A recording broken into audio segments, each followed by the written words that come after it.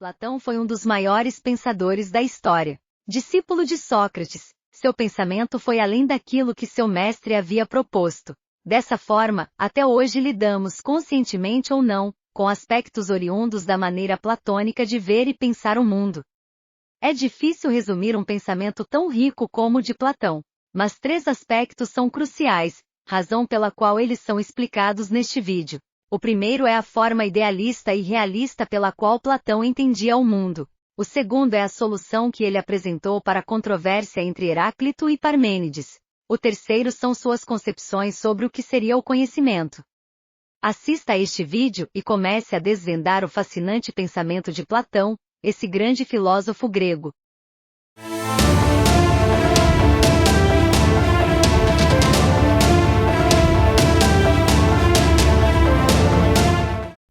Sem dúvida alguma, um dos maiores filósofos de todos os tempos foi o grego Platão.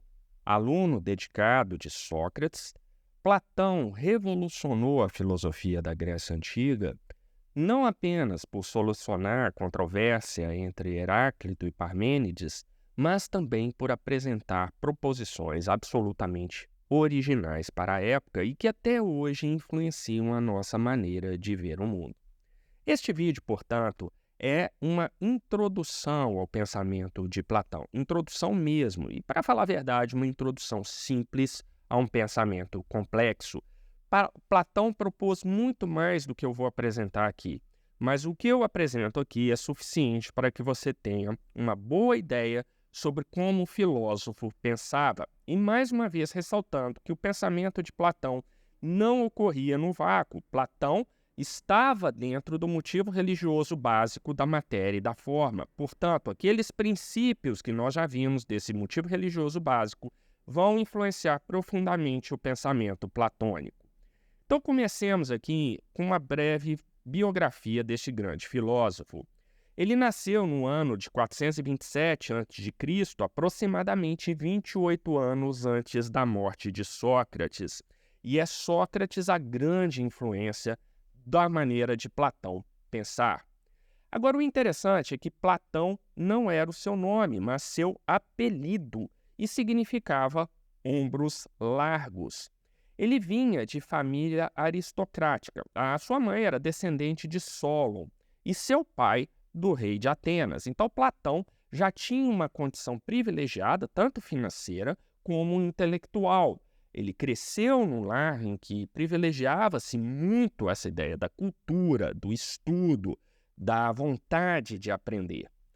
Logo, Platão era estudioso e inteligente, tendo ganhado um terreno ao noroeste de Atenas para estabelecer uma escola de geometria. E o nome do proprietário era Academis. Em homenagem a ele, a escola ficou conhecida como a Academia. E na entrada da escola havia a seguinte mensagem: quem não é geômetra, não entre. Bem, trazendo para a nossa realidade, quando nós lemos uma frase dessas, então nós falamos, puxa vida, mas Platão, então, era muito específico, ele exigia que as pessoas tivessem conhecimento de geometria para se matricularem na sua escola. Que coisa estranha, que coisa despropositada. Olha, não era bem assim não. Nós precisamos entender a concepção de geômetra na época de Platão. E nós temos que nos perguntar o seguinte, ele, afinal de contas, era um filósofo ou um geômetra? Porque pelo dito da entrada da academia, nós vamos dizer, ele era um geômetra, não um filósofo. Mas vamos pensar um pouquinho melhor nisso daí. A verdade é que os estudantes da Academia de Platão investigavam áreas como a teoria política, ética, ciências, entre outras. Ela não era, portanto, uma escola na qual se estudava matemática apenas. A matemática até então era a mãe de todas as ciências, era a partir dela que você chegava a um entendimento da realidade que você cercava. Então, a Academia de Platão, ela tinha vários interesses ali. Ela procurava pensar as grandes ideias, mas usando vários aspectos da realidade existente. E para entender a frase na entrada da academia, como eu disse, é preciso recuperar o sentido original do termo geometria. O que vai ser geometria? Geometria é a junção de 2 termos gregos. Geo, que vai significar terra, e nós temos, do outro lado, metria, que vai significar medida. Portanto, geometria nada mais é do que a ciência da medição das formas da Terra. E o que isso tem a ver com um filósofo como Platão? Observe bastante essa definição de geometria, ciência da medição das formas da Terra. Mas e daí? No templo de Platão, acreditava-se que o universo não contém formas, mas eles são formas. Olha o motivo religioso básico da matéria e da forma, estando aí presentes, guiando essa forma de pensar. Portanto, a realidade pode ser entendida por meio de formas ou ideias matemáticas. Traduzindo, por que Platão dizia que quem não fosse geômetra não poderia participar da sua academia? Porque quem não fosse geômetra, quem não tivesse essa capacidade de entender a realidade a partir das formas, não tinha condições de estudar na academia dele. Então não havia nada de extraordinário ou nada de exótico nessa restrição na entrada da academia de Platão. Ele simplesmente está dizendo, se você não consegue pensar a realidade por meio das formas, olha o motivo religioso básico da matéria e da forma aí, então você não tem o que fazer aqui na academia. Então era isso que Platão acreditava. E a sua academia, sob a condução de Platão, obviamente, vai ter uma primeira contribuição muito relevante, que é a chamada teoria das ideias, ou também chamada de teoria das formas. Olha o motivo religioso básico aí de novo para nós. E essa teoria das ideias vai ser muito interessante. Veja bem, vamos pensar numa forma qualquer. Essa que está aparecendo aí para você. Eu não vou falar o nome disso. E se eu perguntar o que é isto para você, você vai analisar essa figura e vai dizer o quê? Bom, provavelmente isso é um cavalo. Mas aí vem a pergunta que Platão se fez. Como você pode afirmar que isto é um cavalo? Platão não falou especificamente do cavalo. Cavalo aqui é para esse vídeo. Mas a ideia é a mesma que Platão teve lá na academia. Como você pode afirmar que uma coisa é aquela coisa? E aí Platão vai desenvolver essa ideia tentando dar uma resposta a essa pergunta que parece ser óbvia, mas não é. Lembre-se do motivo religioso básico da matéria e da forma. Então Platão vai dizer o seguinte: as ideias que temos em nossas mentes são lembranças de ideias que existem em um mundo espiritual, ou seja, em uma dimensão que transcende o mundo em que vivemos e no qual estão ideias perfeitas sobre as coisas que vemos, tocamos e experimentamos. Olha que interessante. Platão, então, vai dividir a realidade em dois mundos. Um espiritual, onde as coisas, tudo que nós vemos existe nesse mundo espiritual da forma definitiva, ou seja, lá no mundo espiritual as coisas são.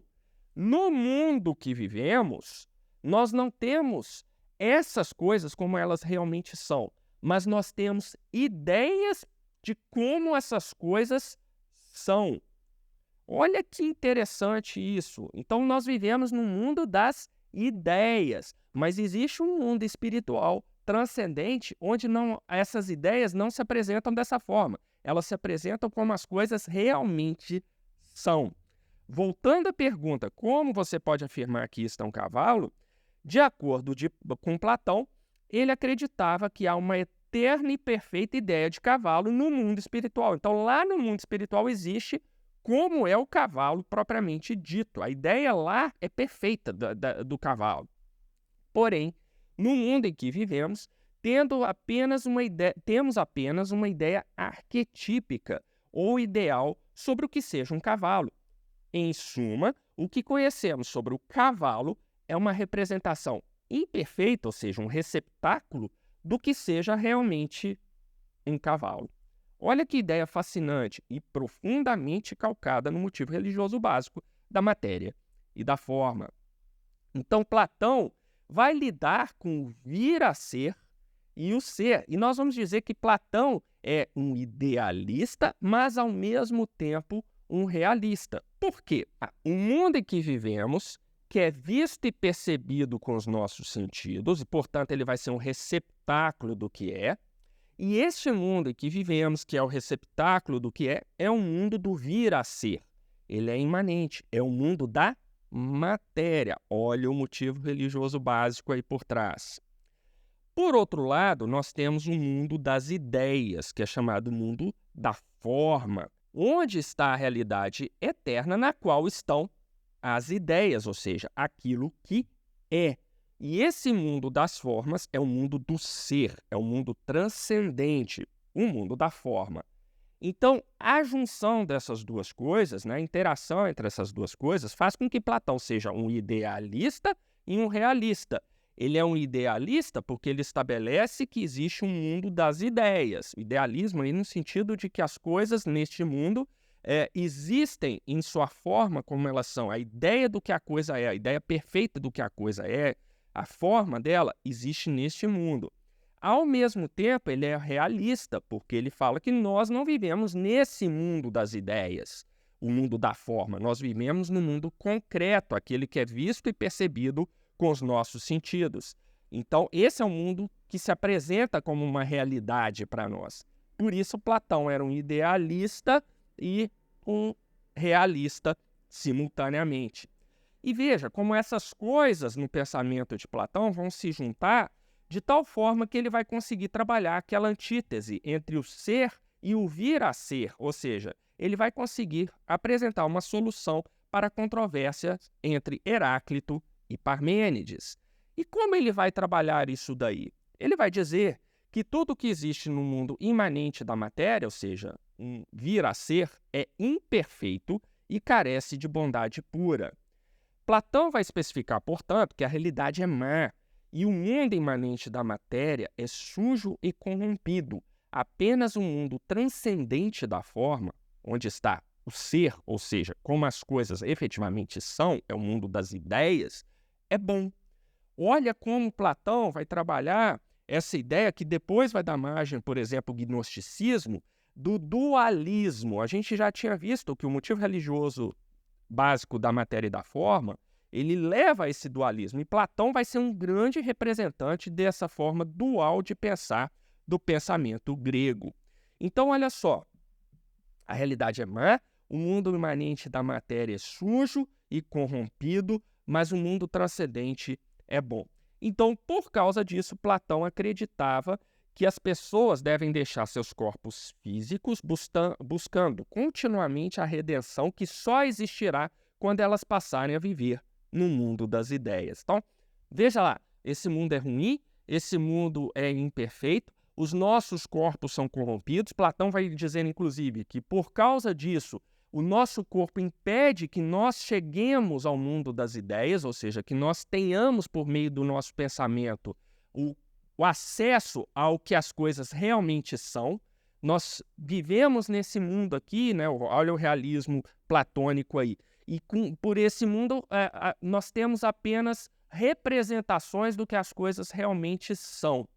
E aí, com base nessa antítese entre o ser e vir a ser, e tudo que nós vimos ao longo desse vídeo sobre Platão, ele vai trabalhar a controvérsia entre Heráclito e Parmênides. Então, só para você lembrar, a tese que era de Heráclito é que tudo era um vir a ser e movimento.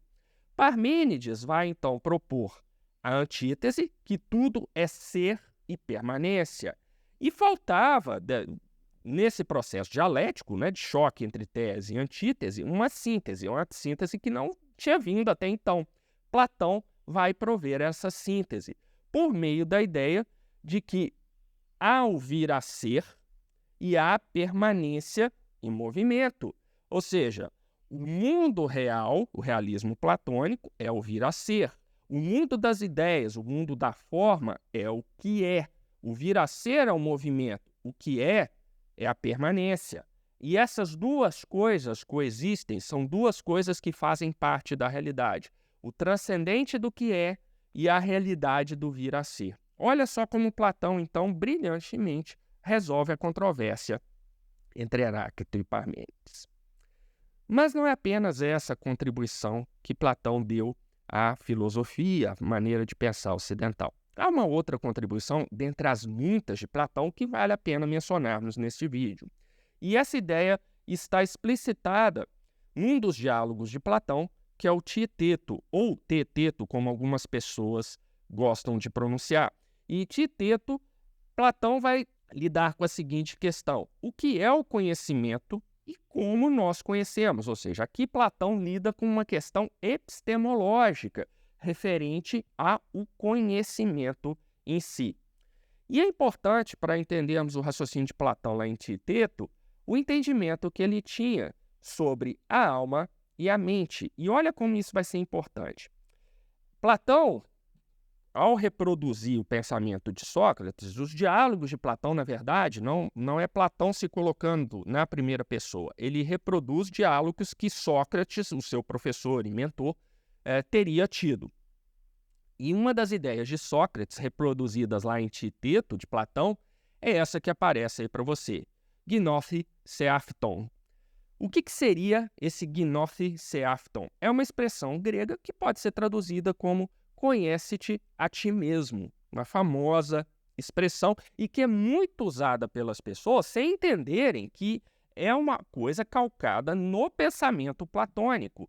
Então, antes de você sair por aí reproduzindo isso e falando isso para todo mundo e achando que você está abafando, né? Ah, conhece-te a ti mesmo, olha só que coisa inteligente.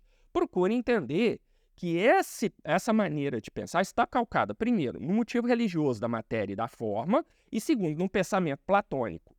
Usando aquilo que nós já vimos, que o processo de se falar sobre alguma coisa, ou seja, a retórica, depende, primeiro, de você ter conhecimento sobre a coisa, ou seja, da gramática da coisa, e entendimento, ou seja, da dialética da coisa, você precisa, então, antes de falar para todo mundo, conhece-te a ti mesmo, conhecer o motivo religioso básico da matéria e da forma e por que Platão dizia isso daí. Ou melhor, porque Sócrates dizia isso daí e Platão achava tão importante a ponto de criar um diálogo, Tieteto, na qual essa ideia permanece.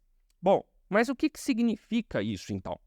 E repare como isso está calcado na maneira grega de pensar dada pelo motivo religioso básico da matéria e da forma. Platão, então, vai afirmar que todos nós temos uma alma eterna e ela contém todo o conhecimento que está em sua forma perfeita no mundo das ideias. O corpo, porém, obscurece a alma. Lembra-se que Platão falava que o corpo é corrompido, é mau? Então ele obscurece a alma, impedindo-nos de alcançar o conhecimento bom e verdadeiro. Então, olha o problema. O corpo impede que nós alcancemos esse conhecimento. Assim, precisamos deixar o corpo para atingirmos o conhecimento perfeito que está no mundo das ideias e que antecede a nossa existência. E para conseguirmos isso, precisamos trazer esse conhecimento à existência. Ele precisa ser parido. Olha só, então, você tem o conhecimento dentro de si, mas você precisa parir esse conhecimento. Por que parir? Porque o seu corpo corrompido e mau impede que você atinja esse conhecimento. Então, nós precisamos da contemplação, da meditação, não, como eu já disse anteriormente, daquela meditação estilo oriental, mas da meditação sobre as grandes ideias, sobre as grandes questões da vida, porque isso é uma forma de nós trazermos à tona, nós parirmos aquele conhecimento que nós já temos. É uma forma de nós saltarmos esse impedimento que o nosso corpo mau e corrompido impede que nós tenhamos do mundo das ideias, do mundo das formas. Então, dentro dessa lógica, o conhecimento precisa ser parido. Parir, em grego, é maiêutica. Então, a maiêutica de Sócrates, que muita gente elogia e que fala, o conhecimento está dentro de você, e não tem a menor ideia de onde saiu essa ideia, vem dessa lógica de Platão. E o que vai ser essa maiêutica de Sócrates? O conhecimento prévio sobre o que está em nossa alma eterna precisa ser parido para que possamos acessá-lo no mundo imanente da matéria. Olha que interessante isso daí. Então, de agora em diante, que você já sabe o que é o motivo religioso básico da matéria e da forma, e o básico do básico do básico do pensamento platônico, então não saia por aí vindo com esse conhece-te a ti mesmo e achando que você está abafando, que você está demonstrando que é um grande intelectual. Se você não tem conhecimento, gramática, não tem entendimento, dialética, então não saia por aí dizendo as coisas que você não conhece e nem entende. Ou seja, não fique praticando uma retórica em cima de um assunto que você desconhece. E aí, com base nesse pensamento, vamos voltar ao que Platão expõe lá no Titeto. Ele trabalha com o conhecimento. Se você ler esse diálogo, você vai se frustrar, porque você vai ler de trás para frente, de frente para trás, buscando uma definição de conhecimento. E você vai descobrir que Platão não vai dar uma resposta para isso. Ou melhor, Sócrates, que Sócrates é o personagem desse diálogo. Mas Sócrates vai propor 3 definições sobre conhecimento, sem fechar nenhuma delas. A primeira vai ser que o conhecimento é a percepção dos sentidos. Ou seja, as coisas são aquilo que o indivíduo percebe sobre elas. Mas o próprio Sócrates, lá no seu diálogo, vai levantar 2 objeções, ou seja, 2 problemas. Animais têm conhecimento? Porque animais percebem o sentido. Logo, se o conhecimento é a percepção dos sentidos, os animais têm conhecimento. Mas será que eles têm? Segundo problema levantado por Sócrates. Conhecimento é sempre relativo? É outra coisa. E isso aqui tem uma influência muito grande no nosso mundo, né? As pessoas gostam muito de dizer tudo é relativo. Essa é uma das frases mais sem sentido que pode ser dita por uma pessoa. Pense bem comigo. Se tudo é relativo, com base em que você afirma isso que você acabou de afirmar? Não seria um relativismo também? Você afirmar que tudo é relativo não é também relativo? Olha só, você entra num ciclo infinito do qual você não sai. Não existe base para você afirmar que tudo é relativo se você acredita nisso aí. Então, por que você está afirmando esse tipo de coisa? Então, Sócrates, lá em Titeto, vai levantar essa questão. Então, tudo é relativo? Se tudo é relativo, como nós podemos afirmar que uma coisa é conhecimento? Não seria relativo também? Então, nós não temos base para afirmar isso. Ao fazer isso, Sócrates, por meio de Platão aqui, está desferindo um tremendo questionamento aos céticos, lá desde Zenão de Eleia, que nós já vimos. Porque os céticos diziam exatamente isso. Olha, você não pode afirmar nada sobre nada, porque você não tem um conhecimento de nada. Ora, se você não tem um conhecimento de nada, então como você pode afirmar que você não tem um conhecimento de nada? Percebe que você entra num círculo aí do qual você não sai. Você não vai a lugar nenhum pensando assim.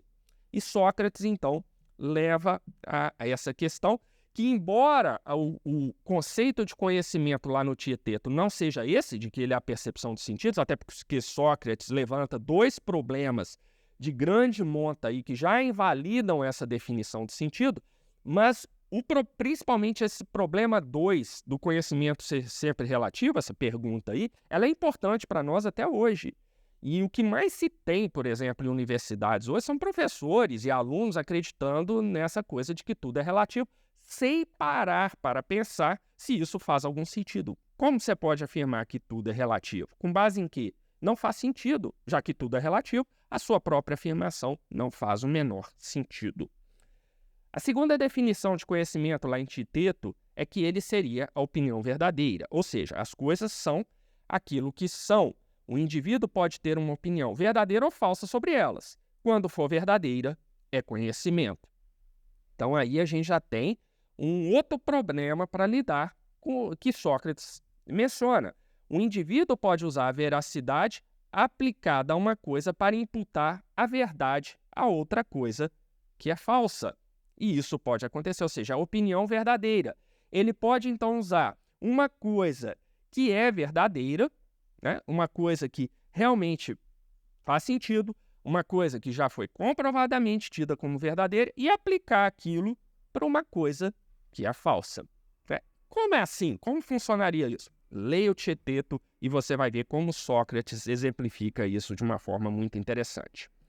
Terceira definição de conhecimento lá no Titeto é que ele é a opinião verdadeira baseada em uma explicação racional. É aquilo que nós conhecemos hoje como conhecimento proposicional. Ao falar isso, provavelmente já disparou um gatilho mental em você. Você fala, isso é que é o conhecimento. Mas vamos com calma. Primeiro, o que Sócrates quis dizer com essa definição de conhecimento?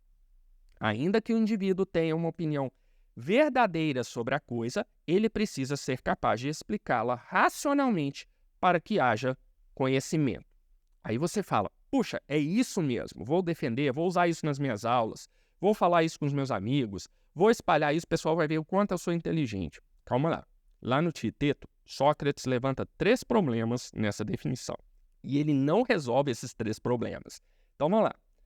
Primeiro, ainda assim, não é uma definição de conhecimento.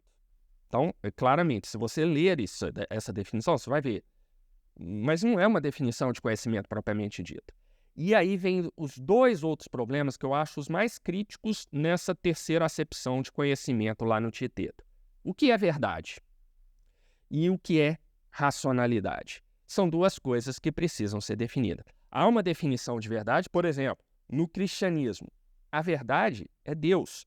A palavra de Deus, representada pela Bíblia Sagrada, pela Escritura Sagrada, apresenta a verdade. Então você tem um ponto de acordo com a cosmovisão cristã do que é verdade. Então aqui, de forma alguma, eu estou caindo no relativismo. Essa coisa que a gente tem hoje, inclusive dentro das universidades, olha, cada um tem a sua verdade, é preciso respeitar.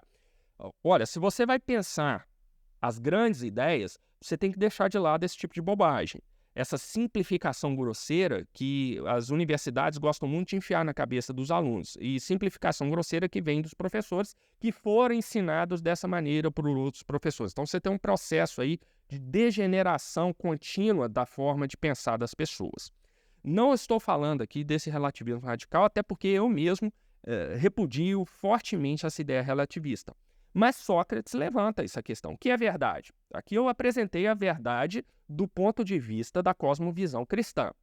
E o outro aspecto problemático levantado por Sócrates é o que seria a racionalidade. Então, na verdade, o que Sócrates vai mostrando é que se o conhecimento é realmente opinião verdadeira baseado em explicação racional, você tem que definir primeiro o que você entende por verdade e segundo o que você entende por racionalidade. Se você ficar nessa ideia de relativismo radical, tudo é relativo, coisas derivadas, você jamais será capaz de chegar a uma definição do conhecimento, porque tudo é relativo. Então, aliás, nem importa definir o que é conhecimento, porque o próprio conhecimento seria relativo. Olha só o nó que você produz na sua cabeça por causa de uma ideia equivocada, e que está equivocada desde Zenão de Eleia, lá na Grécia Antiga. Mas, bom, essas são as 3 acepções de conhecimento que nós podemos ver lá no Tieteto. E se você ler esse diálogo, que eu, aliás, recomendo que você leia, você verá que Sócrates não chega a uma conclusão. Ele deixa em aberto. Discute cada uma dessas acepções profundamente, como é típico dos diálogos socráticos registrados por Platão, mas, no caso do Tieteto, ele não fecha a questão com nenhuma das acepções. Bem, essa foi uma introdução realmente simples para um pensamento complexo que é esse pensamento de Platão, e eu espero que você perceba como as ideias que Platão formulou tantos séculos atrás ainda nos impactam. É um filósofo importante que definitivamente merece ser estudado com atenção. Muito obrigado pela sua atenção e até o próximo vídeo.